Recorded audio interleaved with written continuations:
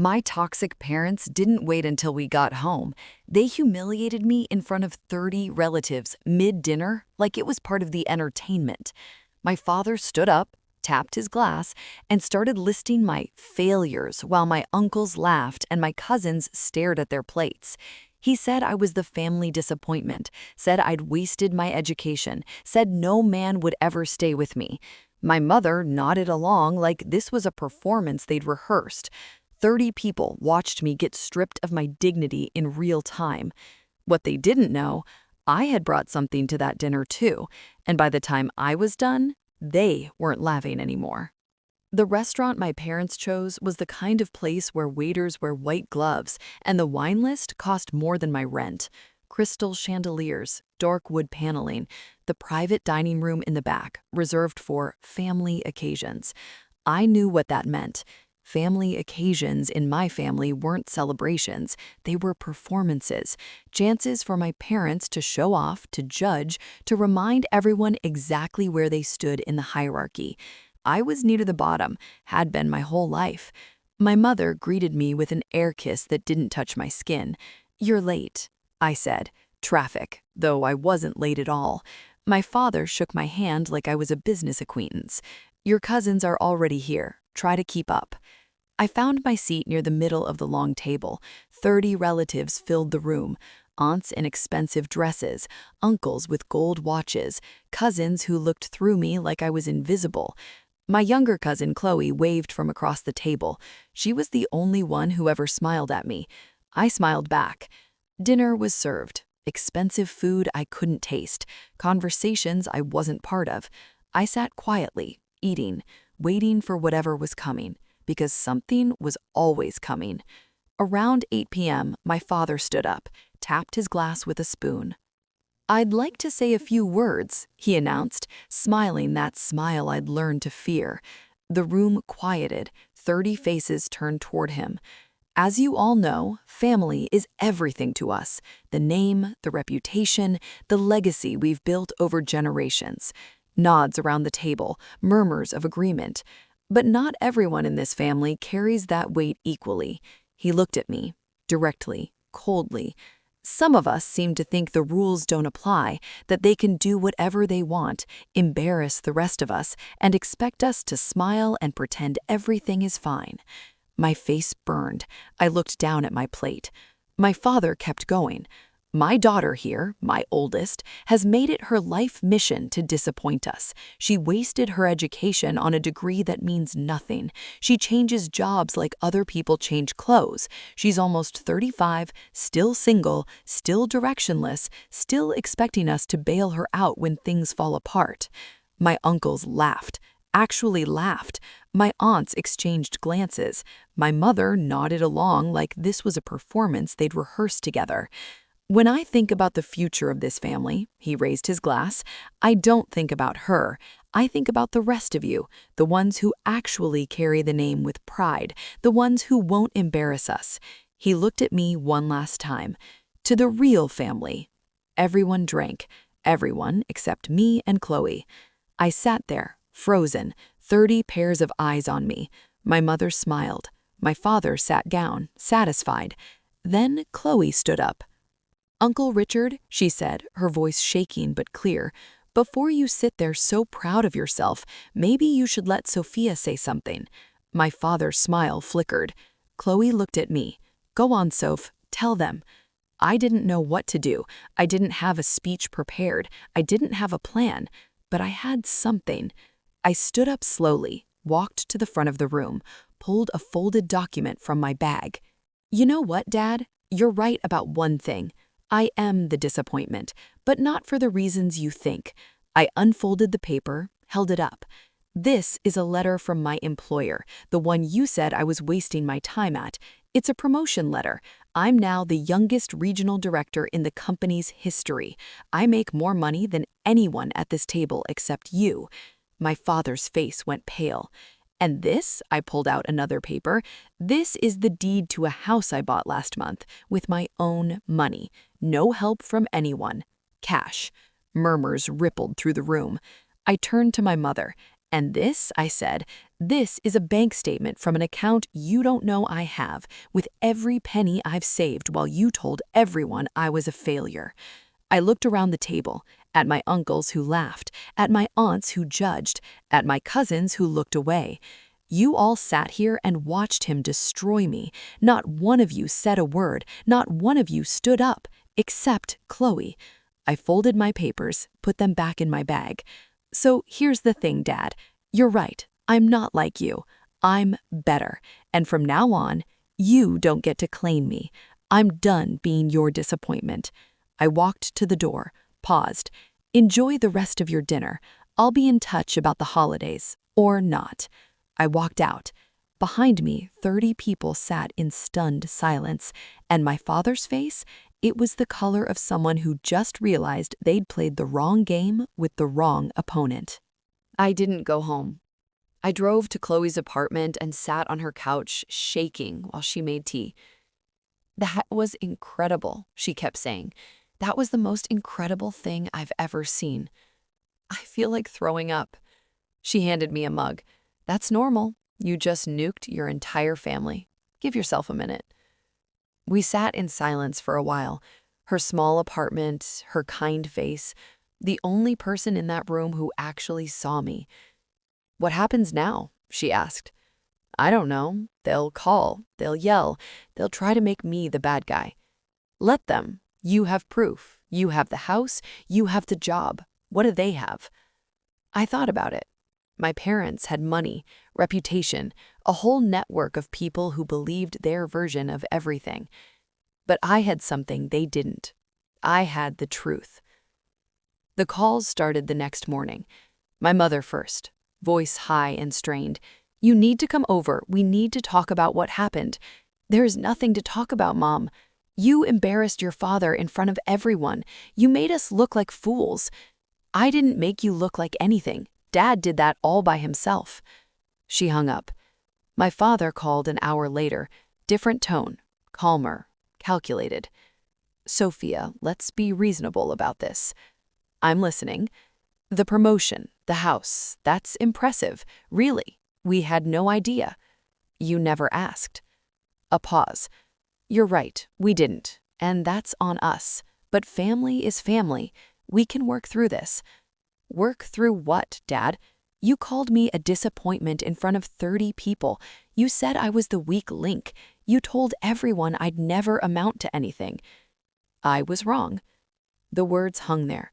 3 words I'd waited my whole life to hear, and they felt like nothing. "It's too late," I said. "You don't get to say that now." "Sophia, I'll talk to you when I'm ready, if I'm ever ready." I hung up. A week passed, then 2.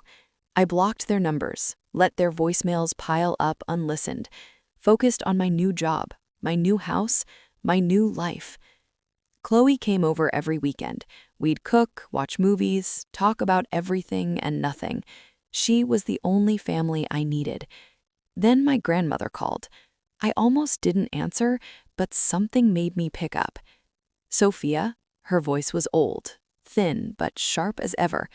"I need to see you." "Grandma?" "Come to the house tomorrow, alone." I drove to her small cottage the next afternoon. She was sitting on the porch, wrapped in a blanket, waiting. "Sit down," she said. I sat.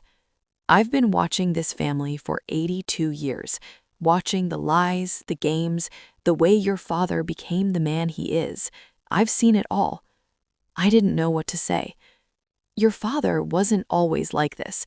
He was soft once, kind, but his father, my husband, beat that out of him, made him hard, made him cruel, made him believe that love was weakness." She looked at me with eyes that had seen everything. "He's been passing that poison down for 40 years, to you, to your cousins, to everyone he touches." I nodded, didn't speak. "I'm not asking you to forgive him. I'm not asking you to come back. I'm asking you to understand something." "What?" "You broke the cycle. What you did at that dinner, standing up, telling the truth, walking away, that's something no one in this family has ever done.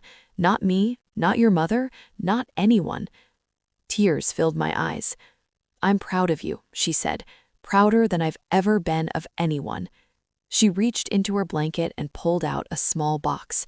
"This was mine. My mother gave it to me on my wedding day. I want you to have it now." I opened the box. Inside was a simple gold necklace, old, beautiful. "It's not worth much," she said, "but it's real, like you." I hugged her, cried into her shoulder like I hadn't cried in years. "Thank you, Grandma." She patted my back. "Now go. Live your life. Be happy. That's the best revenge." A year passed. My life grew quietly, steadily, like a plant finding sunlight. The job thrived. The house became home.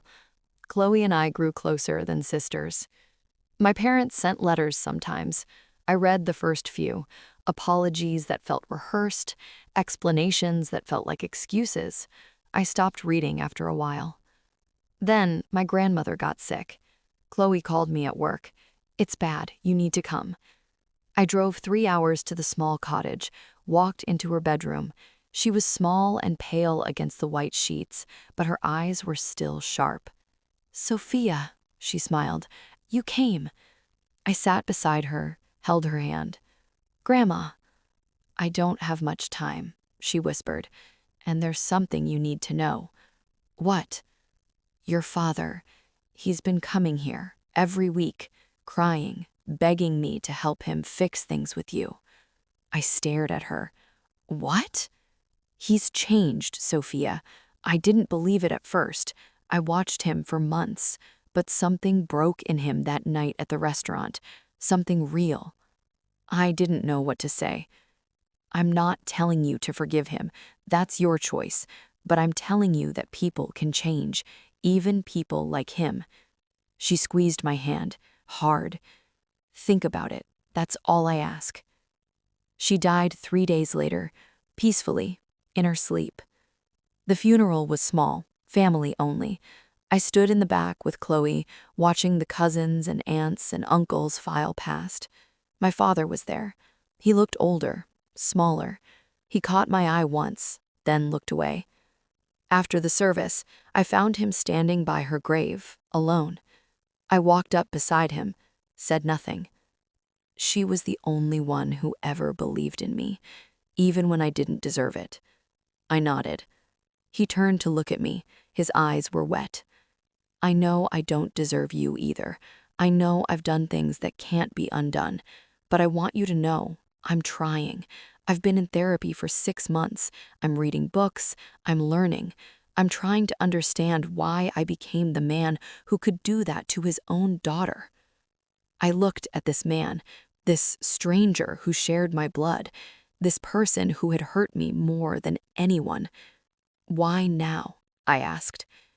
"Because I looked at you that night, the way you stood up, the way you walked out, and I saw someone stronger than me, braver than me, better than me. And I realized that if I kept going the way I was, I'd lose you forever, and I couldn't live with that." He pulled something from his pocket, a letter. "I wrote this. You don't have to read it now. You don't have to read it ever. But I needed you to know that I mean it, every word." He handed it to me. I took it. We stood there for a long time, side by side, watching my grandmother's grave. "I'm not ready," I finally said. "I know. But I'm not closing the door either." He nodded, didn't push. I walked back to Chloe. She raised an eyebrow. I shook my head. She nodded. We drove home in silence. A month later, I read the letter. It was long, painful, honest in a way I'd never heard from him. He talked about his own childhood, his father's cruelty, the way he'd learned to equate love with control. He talked about the night at the restaurant, how he'd planned it for weeks, how proud he felt in the moment, and then how watching me walk out made him feel emptier than he'd ever felt. He didn't ask for forgiveness. He didn't expect it. He just wanted me to know that he saw it now, all of it. I set the letter down, stared at the wall for a long time. Then I picked up my phone, dialed a number I hadn't called in over a year. He answered on the first ring. Sophia? Dad. A pause. I didn't think you'd ever call. I read your letter. Another pause. Longer. I meant every word. I know. I looked out the window at the city lights, at the life I'd built, at the person I'd become. I'm not ready to have you in my life. Not yet. Maybe not ever. But I wanted you to know that I see it, the trying, the changing. It matters. He didn't speak for a moment. When he did, his voice was thick. That's more than I deserve. Probably, but here we are. We talked for a few more minutes, small things, safe things. Then I hung up. Chloe texted, "You okay?" I typed back, "Getting there." The next Sunday, I drove to my grandmother's grave alone, placed flowers on the cold stone, sat beside her for an hour, telling her about my job, my house, my life. "She would be proud of you," a voice said behind me. I turned. My father stood a few feet away, holding his own flowers. "I'm not here to interrupt. I come every Sunday. I didn't expect to see you." I nodded, stood up. "She would be proud of both of us if we actually tried." He looked at me, hope flickering in his eyes. "I'm not ready yet," I said, "but I'm not running anymore." "That's enough," he said quietly. "That's more than enough." I walked past him, paused. Next Sunday, same time. I didn't wait for his answer. Would you have given him a chance? Comment below. Can people really change, or do they just learn to hide better? Subscribe for more stories about toxic family, hard choices, and the long road to healing.